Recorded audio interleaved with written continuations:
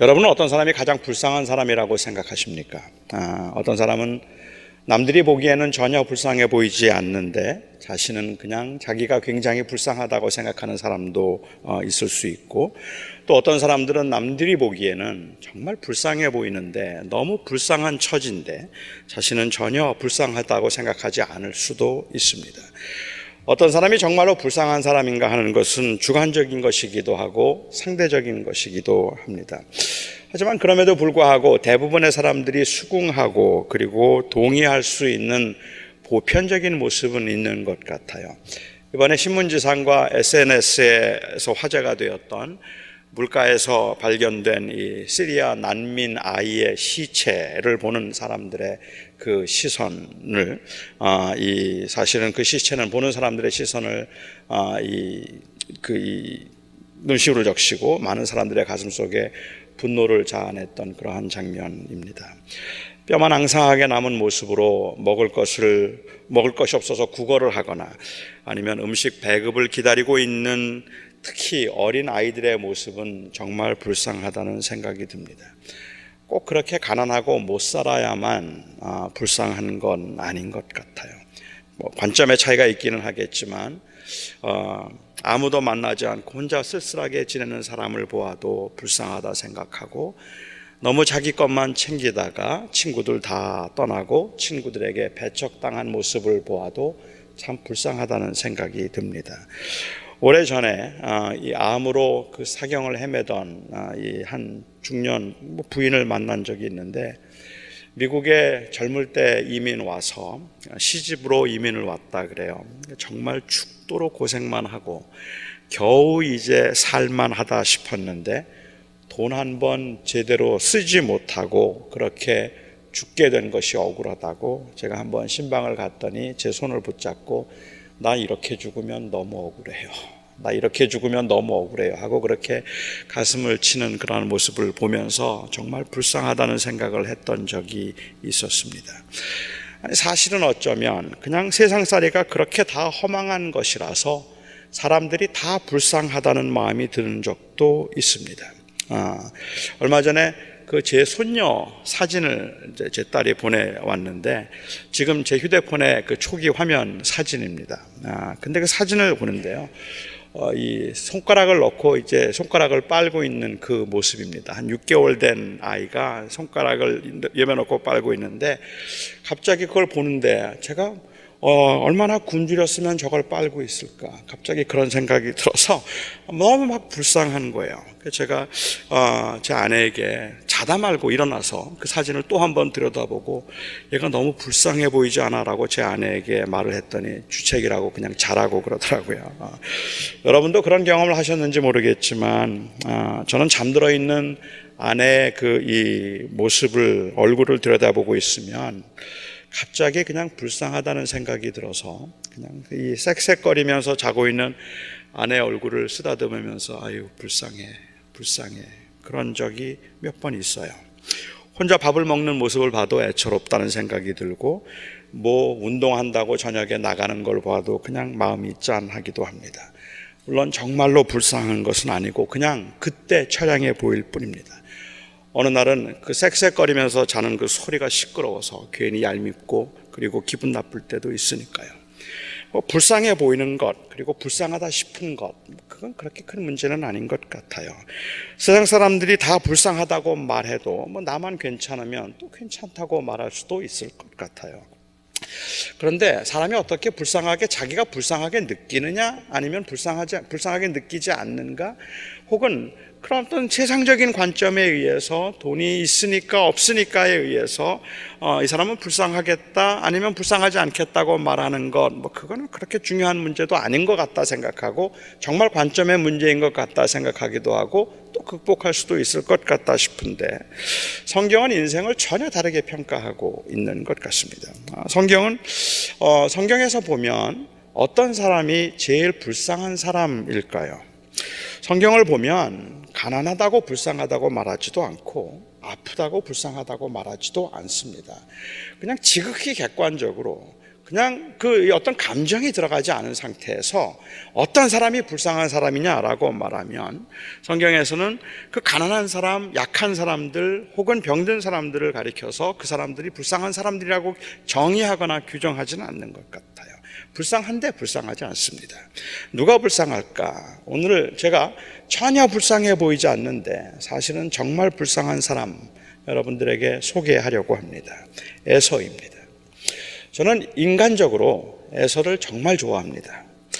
에서가 만일 21세기에 태어났다면 그런 대단한 인기를 누리면서 많은 사람들의 존경을 받는 사람이 되었을 것이라고 저는 확신합니다. 에서에게는 현대인들이 좋아할 만한 장점들, 또 현대인들이 감탄하고 존경할 만한 장점들을 많이 가지고 있기 때문에 그래요. 우선은 에서는 털이 많은 사람이었습니다. 왜 그런지 저는 잘 모르겠고 이해도 안 되는데 이 여성들은 가슴에 털 많은 남자들을 좋아한다고 그래요. 정말인가요? 에서는 온몸에 털투성이었습니다. 제가 이해하기에 이 털은 활동적이고 건강한 남성상의 상징이 아니었을까 싶습니다. 젊었을 때 아주 활동적이었고 그리고 아주 호탕하고 건강했습니다. 쌍둥이 동생이었던 야곱과는 달리 그런 운동도 굉장히 잘했고 호탕한 성격의 소유자였습니다. 아버지 이삭은 이렇게 이 에서를 같은 쌍둥이였지만 야곱보다는 에서를 더 듬직하게 생각하고 있었고 이 어머니가 야곱을 특별히 더 사랑했던 이유는 물론 그가 언약적인 이유에서 그랬다고 말할 수도 있겠지만 아마도 그 야곱의 유약함 때문에 어머니는 에서를 더 많이 사랑했는지도 모르겠어요.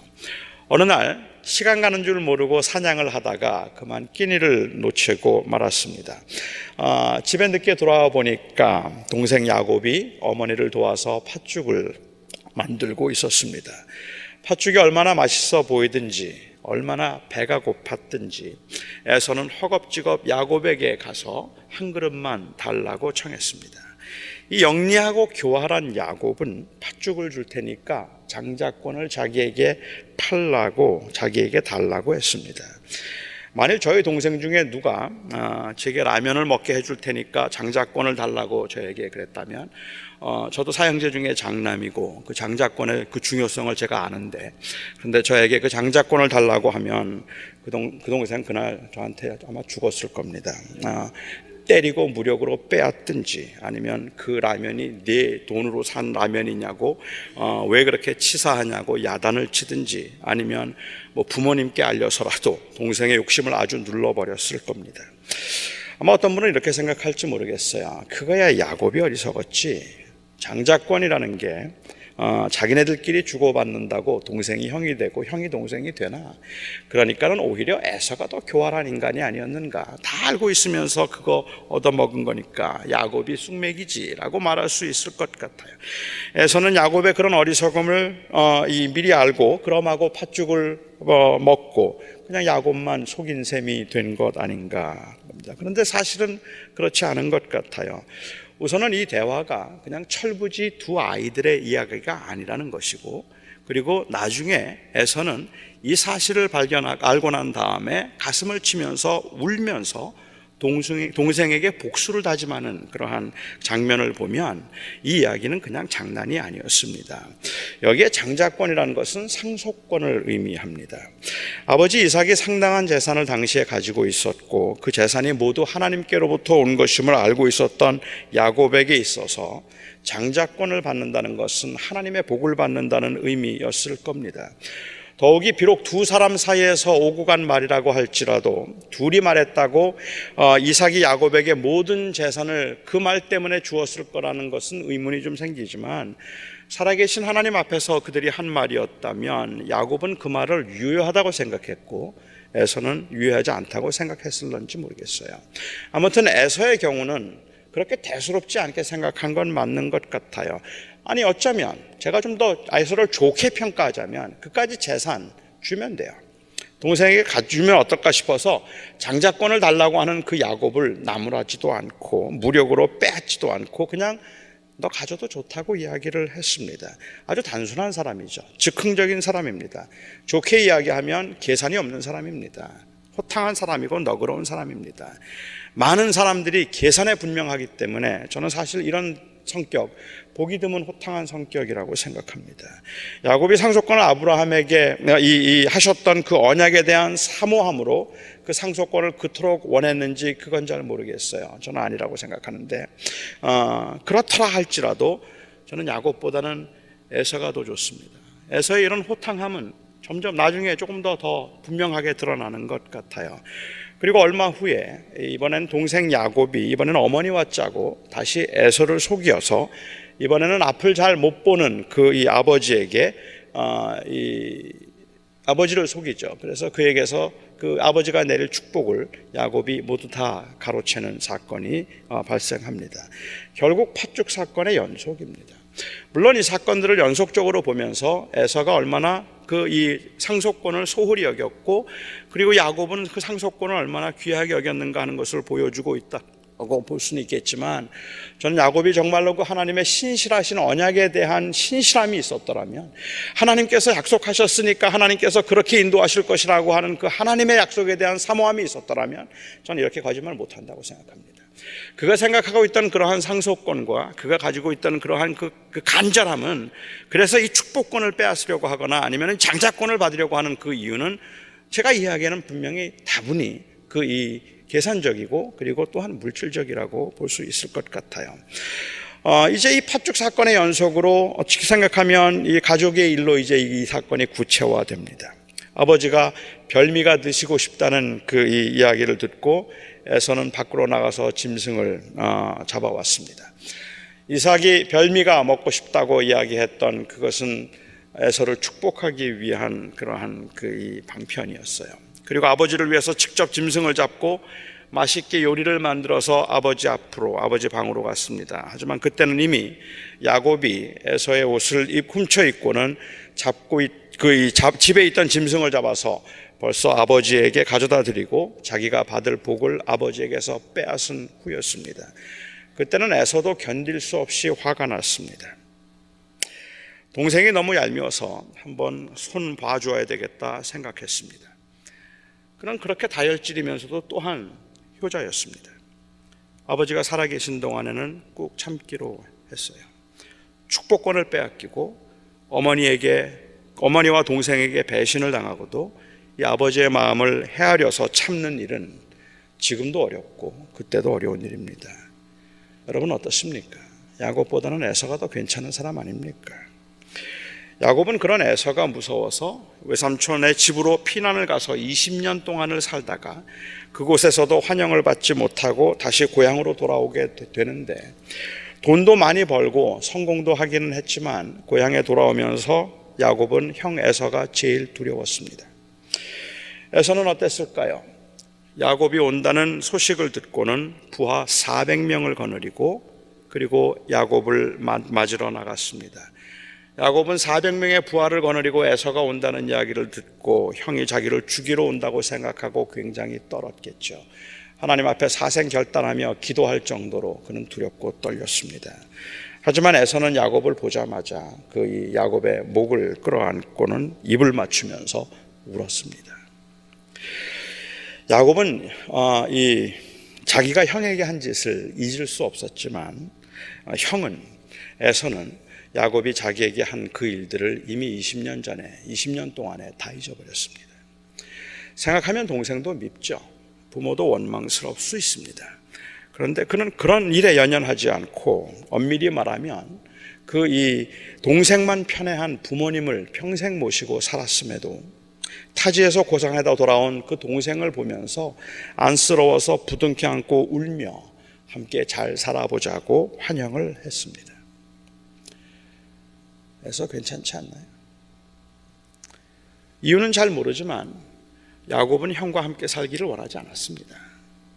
곧 뒤따라가겠다고 에서에게 말하고는 가나안 땅 맨 북쪽에 자리를 잡고 정착을 했습니다.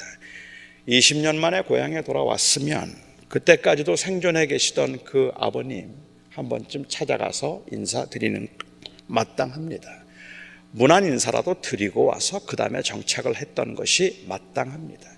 그쯤 되었으면 일단은 집에 갔다가 다시 북쪽으로 이동을 하는 한이 있더라도 형에게 한 말처럼 그렇게 가야 합니다. 그런데 지극히 이기적이고 자기만 알던 이 야곱은 형에게 뒤따라가겠다고 하고는 엉뚱한 곳에 생활터전을 마련했습니다.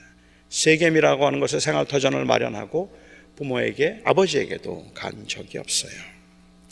연로하신 부모님께 문안도 여쭙지 않고요. 웬만한 사람 같아서는 저 녀석 20년 전하고 똑같다. 그때 그 배신감 때문에라도 다시 그 생각이 떠올라서 쫓아가서 혼을 내주고 그야말로 사단을 낼 것 같은데 에서는 또 참습니다. 세겜에 정착했던 야곱이 그 아들들이 문제를 일으키는 바람에 무수한 인명을 그곳에서 살해하고 갈 데가 없어서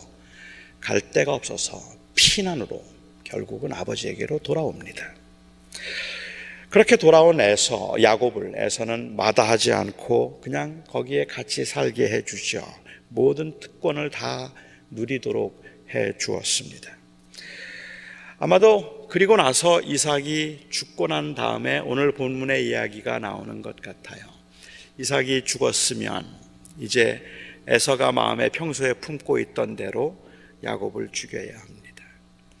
그 아버지가 살아계신 동안엔 내가 손을 대지 않지만 나를 속이고 몇 번이나 속이고 배신하고 그랬던 그 야곱 가만두면 안 되죠.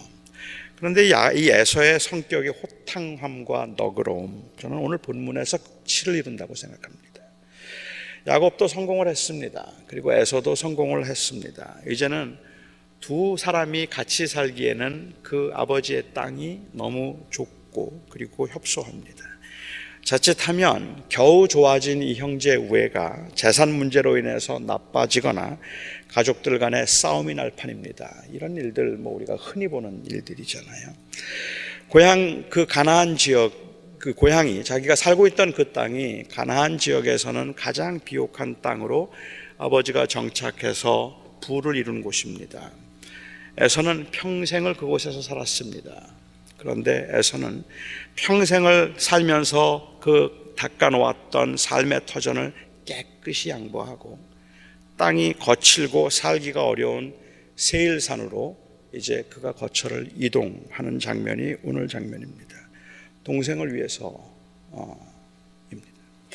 물론 에서가 워낙 상남자니까 산을 더 좋아해서 그 거칠고 험한 산, 사냥하기 좋은 산으로 갔다고 말할 수도 있겠지만 자기가 살던 곳을 그리고 자기가 닦아놓은 터전을 동생에게 다 주고 떠난다는 건 그래도 쉬운 일이 아닙니다. 정말로 힘든 일이죠. 성격적으로 보나 사람됨으로 보나 의리로 보나 야곱보다는 에서가 훨씬 더 호감이 가는 인물입니다. 성경에 에서의 생을 그렇게 생생하게 그리지 않고 있는 것은 사실이지만 그는 많은 재물을 가진 소위 말하는 성공한 사람이었고 그리고 또한 지도력이 있어서 가족과 하인들을 잘 다스려 가족들 안에 문제가 없었던 사람이고 용서하고 용서 구하는 사람을 받아줄 줄 아는 사람이었고 매사에 자신이 있고 긍정적인 사람이었습니다. 제가 에서를 그냥 보면서 제가 좀 좋게 평가하고 긍정적으로 보려고 해서 그런지 몰라도 에서는 제가 보기에는 참 괜찮은 사람임에 틀림이 없습니다.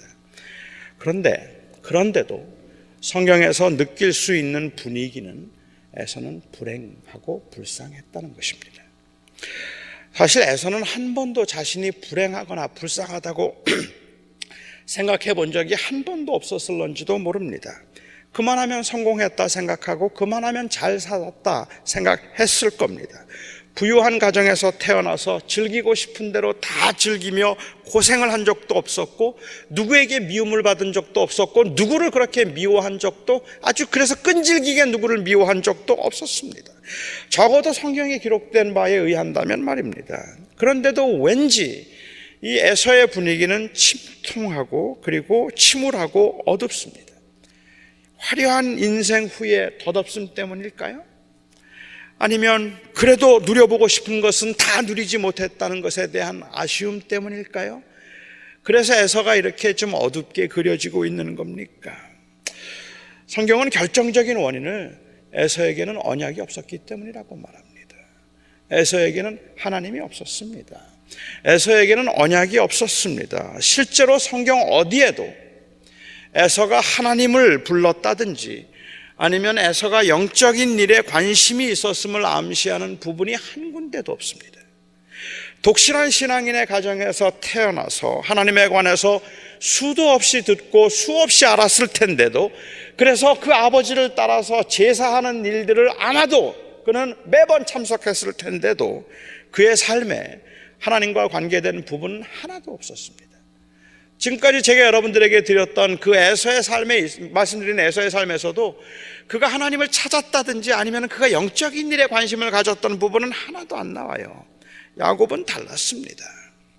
그가 말년에 바로왕 앞에서 참으로 험악한 세월을 제가 지냈습니다 라고 그렇게 고백한 것처럼, 야곱은 정말로 어려운 고비를 넘기면서 어렵고 힘들 때마다 하나님을 부르고 부르짖으며 하나님을 의지했던 사람입니다.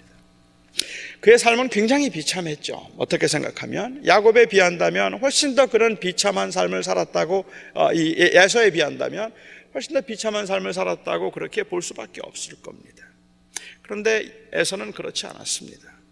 제가 독일에 잠시 있었을 때 나중에 대통령 후보까지 나갔던, 그 당시에는 이 주영 대사로 계셨던 그 주영 대사를 제가 한번 본 적이 있습니다. 소위 한국에서 이 뼈대 있는 가문에서 태어나 최고의 학벌을 가지고 어려움 없이 크게 성공한 그 분이었습니다. 나중에 이분이 주미 대사로 와서 이제 제가 또 워싱턴에서도 잠시 교제할 기회가 있기는 했는데, 그때도 비슷한 생각이 들었습니다만은, 당시 30대 초반의 신학생으로 이런 분하고 같이 이야기를 나누면서 굉장한 존경심이 들었어요. 공연히 이 주눅이 들었습니다. 많은 사람들에게 존경을 받는 분이었고, 그러면서도 자기를 내세우거나 으쓱이거나 그 자기를 높이려고 하지 않는 절제와 겸손이 몸에 밴 사람이었고, 부드럽고 아주 온화한 사람이었습니다. 적어도 그냥 제가 보기에는 그랬습니다. 제가 목사라는 걸 알고, 젊은 목사, 신학을 공부하고 있는 젊은 목사라는 걸 알고 불편해하거나 아니면 거부감을 느끼지도 않고 저에게 기도를 요청하기도 하고, 또 기독교의 상당한 지식을 가지고 있으면서도 종교와는 일정한 거리를 유지하는 그런 분이었습니다. 참 대단하고 어떤 이 카리스마가 좀 느껴지는 그러한 분인데, 목사는 원래 이럴 때에도, 이런 사람 앞에서도 목사는 위축되면 안 되는 거잖아요. 세상의 부귀영화를 다 누려도 살아계신 하나님을 알지 못하는 불쌍한 영혼이구나, 저 영혼이 불쌍하다, 이런 생각이 퍼뜩 들어서, 예수 믿으면 구원받는데 당신 아무리 잘 살아도 예수 안 믿으면 지옥 가요, 이런 거 해야 되잖아요. 그렇잖아요. 아니, 목사쯤 됐으면 그렇게 좀 한번 해볼 만하고 전도를 하는 것이 정상적인 목사일 텐데, 저는 그냥 침만 흘리고 있었어요. 정말 부럽다, 참 좋다, 정말 그 인품이 정말 탁월하다 하는 생각을 하고, 그리고 제가 연구하고 있던 그 신학자, 이 독일 신학자에 대해서 같이 토론을 할 수 있을 만큼 지식이 참 많구나 생각하고 그냥 부러웠습니다. 지금도 솔직히 저는 인격적으로나 지위로나 생활 능력으로 보나 더할 나위 없이 모든 것을 다 갖추고 있는 분들이 저는 지금도 존경스럽습니다. 그리고 부럽기도 합니다. 그런 분들에 비하면 제 주변에 생존을 걱정하면서 치열하게 살아가고 있는, 하나님을 붙들려고 몸부림치고 있는 어떤 많은 분들을 보면 참 불쌍해요. 그렇게 모든 것을 다 갖추고 모든 것을 다 소유하고 세상에서 정말 고생이라는 것 별로 하지 않고 사람들의 존경을 받으면서 자리매김을 하고 있는 사람들을 보면 저는 정말 부럽다는 생각이 들고, 그리고 또한 이 생계를 걱정하기도 하고 또는 자녀들의 문제 때문에 그냥 치열하게 고민하면서 살아가고 있는, 힘들게 살면서도 하나님을 붙들려고 몸부림치고 있는 그 눈물을 보면 그냥 불쌍해요. 야곱이 에서보다 훨씬 더 굴곡이 많은 삶을 살아야 했던 건 부인할 수 없는 사실입니다. 여기에 계신 많은 분들이 제가 소개한 그분보다 훨씬 더 굴곡이 많은 삶을 살고 있는 것과 마찬가지로 말입니다. 하지만 야곱의 생애를 보면 거기에는 하나님이 계셨습니다. 하나님이 계신데 왜 이렇게 굴곡이 많으냐고 할 말이 아닙니다. 에서는 하나님이 없어도 정말 잘 살지 않았느냐고 말할 게 아닙니다. 아니, 그냥 이 세상이 전부라면, 이 세상 살고 그냥 그렇게 끝나는 것이 인생이라고 말하면 그렇게 말할 수도 있어요. 하지만 그렇지 않기 때문에 행복과 불행을 나누는 것은 소유도 아니고 지위도 아닙니다. 에서는 괜찮은 사람처럼 보이지만 그는 괜찮은 게 아닙니다. 에서는 모든 것을 다 가지고 호탕하게 자기 인생을 멋들어지게 살아서 어쩌면 그는 하나님이 필요 없었을 거예요. 하나님이 필요 없을 만큼 유능한 사람이고, 하나님이 필요 없어도 하나님 안 불러도 될 만큼 그렇게 모든 걸 갖춘 사람이죠. 야곱이 뭐 대단한 사람이었겠습니까? 하지만 그는 너무도 부족했기 때문에, 너무도 힘들었기 때문에 하나님을 찾은 사람이었다면, 어쩌면 에서는 그렇게 하나님도 필요 없을 만큼 모든 걸 다 갖춘 불쌍하지 않은 사람인 것 같은데 정말 불쌍한 사람입니다. 물론 야곱은 에서에게서 많은 것을 배워야 했습니다. 그는 에서에게 평생 빚진 자처럼 살았어야 합니다. 그가 누리는 모든 혜택을 나는 하나님을 믿기 때문에 누리는 것이라고 당연한 것처럼 생각했거나, 아니면 그래서 에서를 무시했다면 이건 굉장한, 그야말로 참을 수 없는 짓임에 분명하다고 생각합니다. 한 사람의 생애가 끝나고 난 후에 모든 것을 다 잃어버리는 그 죽음 앞에서 가장 크게 부각되는 것이 있다면 저는 인품이 아닙니다. 저는 재물도 아니라고 생각하고 그동안에 이뤄놓았던 업적이나 명예가 아닙니다. 모든 것을 다 빼앗아갈 그 죽음 앞에 가장 크게 부각되는 것은 신령함입니다. 신령한가? 신령하지 않은가? 에서는 신령하지 않았어요. 에서는 언약이 없었어요. 눈에 보이는 것, 손에 잡히는 것, 현재 내 주변에 있는 사람들에게 인정을 받는 것 말고는 보지도 않고 보려고도 하지 않았다는 것이 문제입니다. 이 문제는 그 어떤 문제보다 심각한 문제입니다. 이미 말씀드린 것처럼 에서는 여호와를 경외하는 가정에서 출생해서 다분히 종교적이었지만 그는 영적인 것이나 하나님께는 별로 관심이 없었습니다. 근데 사실 오늘 제가 진짜로 하고 싶은 이야기는 에서 이야기가 아닙니다. 진짜로 하고 싶은 이야기는 에서 이야기가 아니라 우리들 이야기입니다. 우리가 가진 이 신앙적인 확신 때문에 제가 보는 그 관점에 의해서 에서를 불쌍하다고 말할 수 있다면 우리는 우리를 불쌍하다고 말하지 말아야 합니다.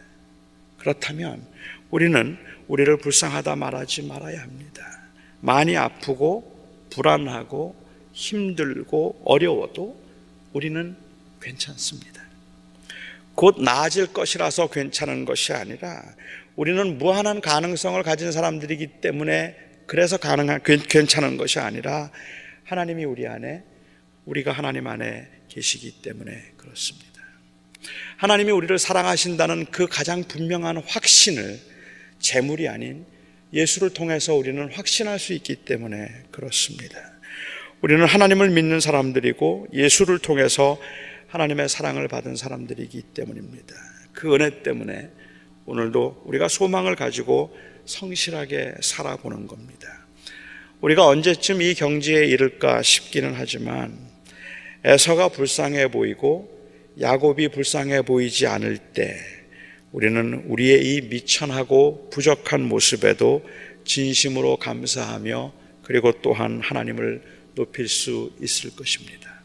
야곱의 그 간사한 모습과 야곱의 교활한 모습과 야곱의 그 이기적인 모습과 야곱의 그 음흉한 모습을 보면서 야, 정말 못됐다. 정말 못됐다. 에서보다 훨씬 못한 인간이다.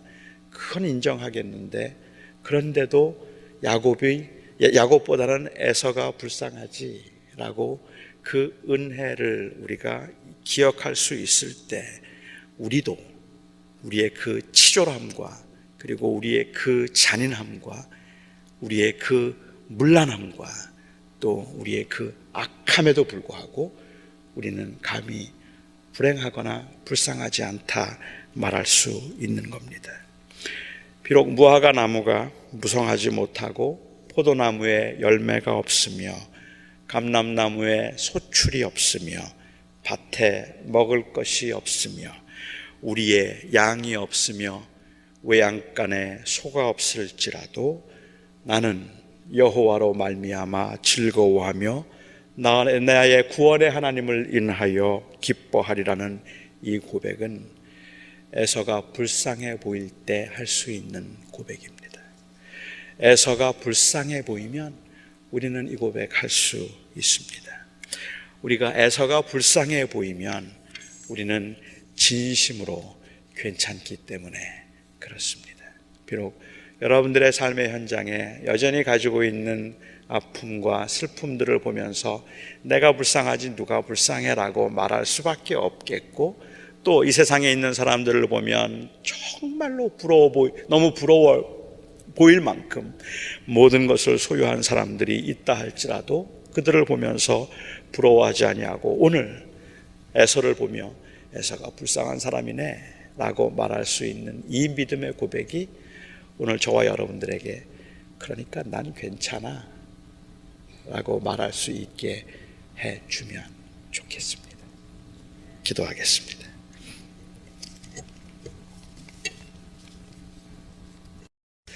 나의 하나님, 세상살이가 정말 버겁습니다. 우리가 살아가면서 고민하는 문제들을 보면 우리가 왜 이렇게 참 초라하고 왜 이렇게 처량한지 너무 불쌍합니다.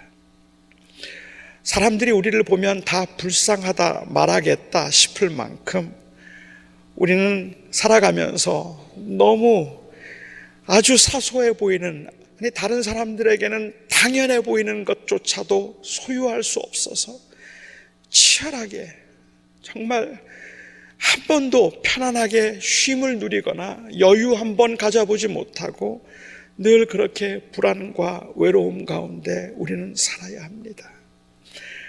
그런 우리의 모습이 너무 처량할 수밖에 없지만 그런데도 우리가 오늘 에서의 생애를 돌아보면서 참 모든 걸 가졌구나라는 생각이 들면서도 그런데 그가 부럽기보다 그가 불쌍하다는 생각이 우리 안에 들 수 있다면 아니 그만큼 하나님을 볼 수 있다면 우리에게는 정말로 큰 위로가 될 것입니다.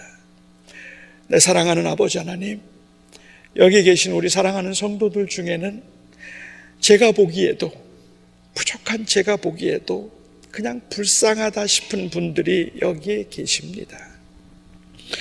그러나 주님, 하나님을 얼마나 앙망하는지, 하나님을 얼마나 사랑하는지, 그 가운데 얼마나 정말 하나님을 붙들려고 그렇게 몸부림을 치는지 그 마음을 알기 때문에 또한 하나님이 그렇게 그들을 사랑하고 계심을 알기 때문에 제가 오늘 여기 계신 우리 하나님의 백성들 감히 불쌍하지 않다 말할 수 있습니다. 한 주간 동안을 살면서 저희들이 에서를 묵상해 보고 싶습니다. 그리고 에서가 행복하다 말하지 않을 수 있다면 우리는 괜찮다고 말할 수 있는 하나님의 위로가 그 그리스도의 은혜 안에서 우리에게 있게 하여 주시옵소서. 예수님의 이름으로 간절히 기도하옵나이다. 아멘.